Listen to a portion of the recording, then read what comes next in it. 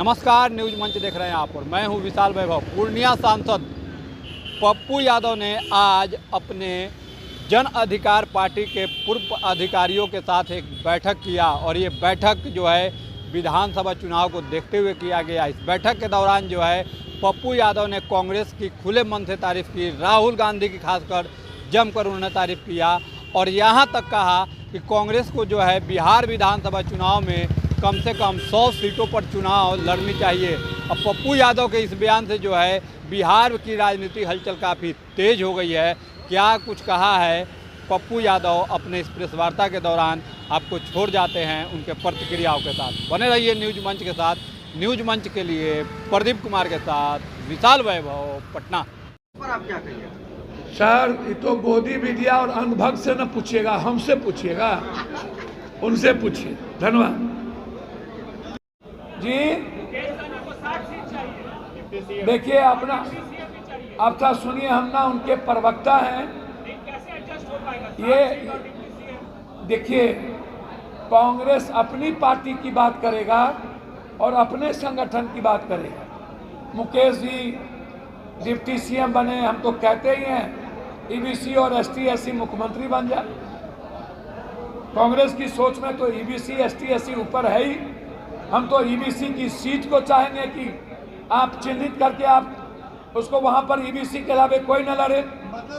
पप्पू यादव की अच्छा, आप एक बात बताइए, तेजस्वी यादव जी को निर्णय होगा गठबंधन का मुख्यमंत्री बनने का और उनके भाग और किस्मत में लिखा होगा तो पप्पू यादव स्वीकार नहीं करेगा क्या? लेकिन हमसे पप्पू यादव से आप पूछिएगा तो हम अपनी ही पार्टी की बात करेंगे ना। हम बात करेंगे कांग्रेस की, और कांग्रेस की सोच में एसटी एससी और ईबीसी सबसे ऊपर है। ये आप लिख लीजिए। सर, जाप का नेता जब पार्टी मर्ज कर गई थी भैया, विलय ऑलमोस्ट है। हमारे नेता को बस जिस दिन प्रभारी जी निर्णय लेंगे उस दिन लाखों की भीड़ और एडजस्टमेंट हो गया, खत्म है बात। इस जनसंख्या के आधार पर आरक्षण देने की बात कर, 1.25 महीने के बाद हमारा यात्रा शुरू हो रहा था, एक सिपाही नहीं था। कहाँ थी? हमारे सेना को खबर क्यों नहीं दिया? हमारे सीआरपीएफ को, बीएसएफ को, हमारे कश्मीर फोर्स को क्यों नहीं दिया? एक सिपाही क्यों नहीं थी? कहाँ थे अजीत डोभाल जी?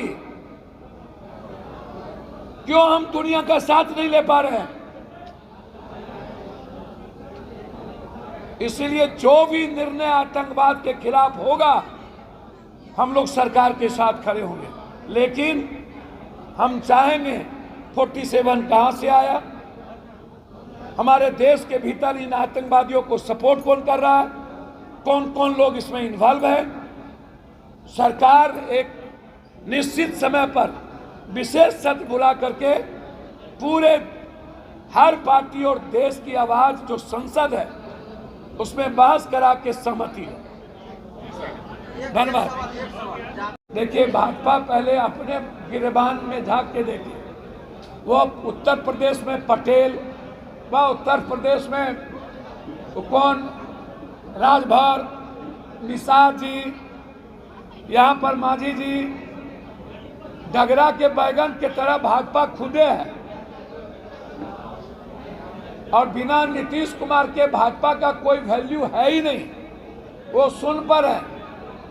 नीतीश कुमार को अलग कर दीजिए तो भाजपा बिहार में सुन पे चला जाएगा। इसलिए शुभ बाजे तो बाजे, चलनियों बाजे। भाजपा सूरज को दीप दिखाएंगे।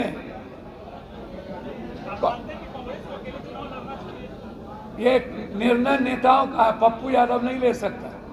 लेकिन मैं ये जरूर मानता हूं कि कांग्रेस की हिस्सेदारी, भागीदारी बराबरी की हो।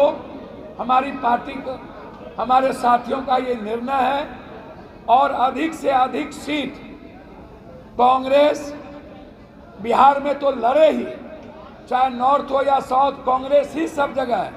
चाहे औरंगाबाद हो या शाहबाद, लेकिन सबसे ज्यादा सीट सीमांचल, कोसी और मिथिलांचल, मोतिहारी से लेकर सीतामढ़ी से लेकर के गंगा के किनारे खगड़िया, भागलपुर, मुंगेर तक, या हमेशा से कांग्रेस की जमीन रही है।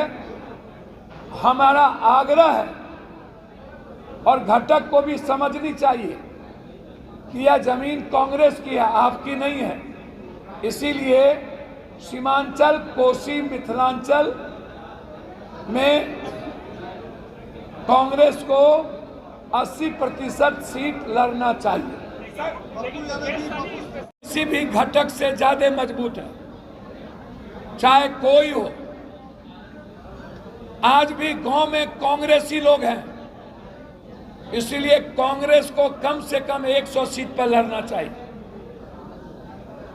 कांग्रेस की हिस्सेदारी बराबरी की हो, कांग्रेस की भागीदारी बराबरी की हो, कांग्रेस की साझेदारी बराबरी की हो, क्योंकि कांग्रेस का वर्कर जब हम लोग एक हो चुके हैं तो किसी भी घटक दल से ज्यादा मजबूत है और ज्यादा संकल्प के साथ आगे बढ़ रहा है।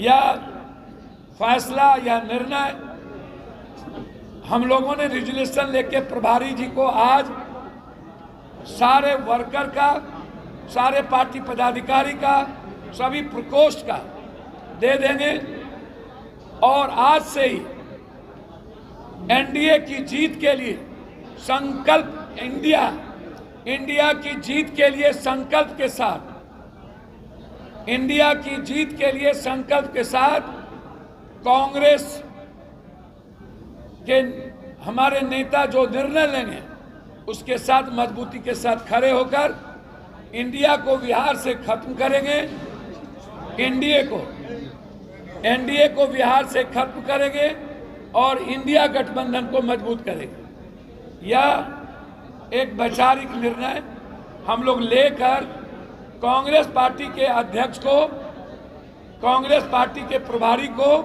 और कांग्रेस पार्टी के जीएस को यह निर्णय हम लोग सौंप देंगे। आगे कांग्रेस के निर्णय के साथ हम लोग चलेंगे। लोगों को न्याय नहीं मिली और राहुल गांधी जी के आने के बाद लगातार राहुल गांधी जी इस देश के अंतिम व्यक्ति की हिस्सेदारी की बात कर रहे हैं, अंतिम व्यक्ति की राजनीतिक भागीदारी की बात कर रहे हैं, अंतिम व्यक्ति की साझेदारी की बात कर रहे हैं और यह एक ही आवाज है, वह है राहुल गांधी जी। और एक ऐसी कांग्रेस पार्टी जो 10,000 किलोमीटर चल के आम आदमी की पार्टी बनाने का प्रयास हमारे नेता राहुल गांधी ने किया। आज एक उम्मीद जगी है इस देश के गरीबों, मजदूरों की, किसानों की, महिलाओं की, बेरोजगारों की, पलायन करने वालों की, कि यदि मुझे आर्थिक आज़ादी की हिस्सेदारी मिल सकती है तो उसकी आवाज़ राहुल जी, यदि मुझे शैक्षणिक आज़ादी मिल सकती है तो राहुल गांधी, यदि मुझे राजनीतिक हिस्सेदारी मिल सकती है तो राहुल गांधी। यह सवाल आज बहुत बड़ा है। मैं आपसे एक आग्रह करना चाहूं, गीदड़ यदि बाघ का खाल पहन ले तो शेर नहीं होता।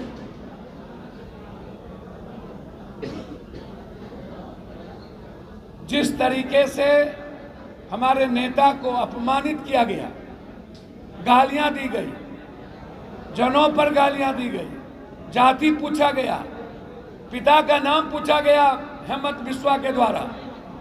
अनुराग ठाकुर ने कहा जिसके जात का पता नहीं।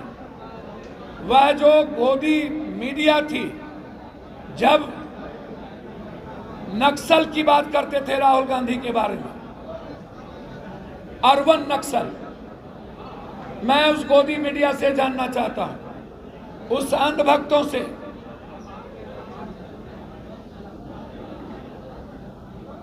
क्या आप अर्बन नक्सल नरेंद्र मोदी जी से को नहीं कहेंगे? क्या आप मोदी जी की जाति नहीं पूछेंगे?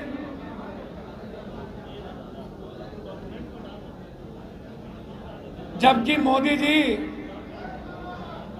का ये वही जुमलेबाजी है जैसे पाकिस्तान का पानी रोक दिया गया और एक बूंद पानी नहीं रुका, जैसे चुनाव में जुमलेबाजी थी, वैसे ही यह जाति जनगणना मोदी जी की गलतियों को और मोदी जी की 56 इंच की सीना को, जो बिल्कुल ही 5 इंच का सीना नहीं था, उस गलतियों को ढकने के लिए एक नायाब जुमलेबाजी है, जिसमें उन्होंने कहा कि मैं गणना के साथ जाति का भी नाम पूछूंगा, जाति पूछूंगा। उन्होंने यह बात नहीं कही जो हमारे नेता राहुल गांधी जी ने कहा है कि हम जो तेलंगाना में जाति जनगणना किए हैं, इस देश में मुझे वही जाति जनगणना चाहिए जिसमें हर व्यक्ति की आर्थिक आज़ादी, राजनीतिक भागीदारी, शैक्षणिक आज़ादी, हर तरह की आज़ादी में उनकी भूमिका हो जो भारत को बनाने में जिसकी भूमिका सबसे ज़्यादा। और मोदी जी ने इन बिंदु पर कुछ नहीं कहा। हॉटलाइन तो बना लेकिन डेडलाइन नहीं बना।